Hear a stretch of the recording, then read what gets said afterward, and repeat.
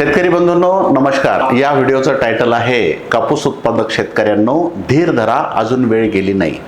याचं कारण मागच्या 2 दिवसांमध्ये अनेक शेतकऱ्यांचे मला फोन आले।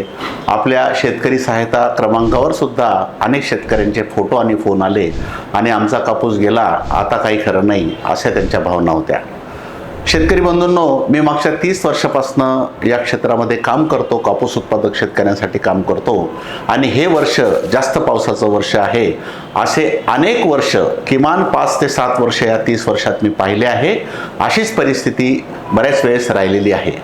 तर बऱ्याच ठिकाणी शेतात पाणी साचलंय, शेत चिभडलं आहे, पातेगळ सगळी होऊन गेले, बोंड सडलेत, फवारणी होऊ शकली नाही, त्यामुळं मोठ्या प्रमाणात कीड रोग त्या झाडावर आहे आणि खतं दिले नाही, देऊ शकलो नाही किंवा खतं दिले ते सगळे वाहून गेले।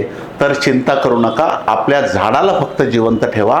सध्या जास्त पावसात कुठलाही आता खर्च करू नका। वापसा झाल्यानंतर आपल्या कापसाला पाते लागतील, कापूस फ्रेश होईल, बोंडही लागतील आणि आपल्याला उत्पादन सुद्धा मिळेल।